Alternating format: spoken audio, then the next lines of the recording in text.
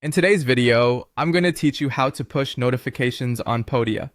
By the end, you'll know exactly how to control which updates you receive so you stay informed without getting overwhelmed. Let's start by heading to your Podia dashboard. Make sure you're signed in and on the main dashboard page so you can see your site overview. This is your control center for everything you manage on Podia. From here, look to the top left corner of your dashboard and click your profile avatar. Depending on your screen size, it might appear as a small image or a circle icon. If you manage multiple sites, double check you're in the correct workspace before moving forward. In the menu that opens, click Account. This is where your personal details and preferences live, including the settings that control notifications you receive about activity on your site.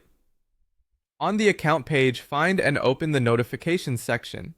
You'll see your notifications grouped into categories. Each category has an edit button at the end of its row. Click edit on the category you want to adjust. This reveals checkboxes that let you fine-tune exactly what you want to hear about. For example, you might choose to be notified when a customer purchases a product, when you receive a message, or when someone comments in a community. Checked options mean you'll receive those updates. Unchecked options mean you won't. Depending on your setup, notifications may arrive via email, in-app alerts, or both. A quick tip: start with the essentials that matter most to your day-to-day work, like sales and messages, then add more as needed. This helps prevent notification overload and keeps your inbox clean. If you're collaborating with a team, consider who needs which alerts so the right person gets notified at the right time. Once you've made your selection in a category, look for the Save option and confirm your changes. Repeat this for any other categories you want to adjust. Saving is important. If you navigate away without saving, your preferences won't update. You should see a brief confirmation message or visual change indicating your preferences have been applied. That's it.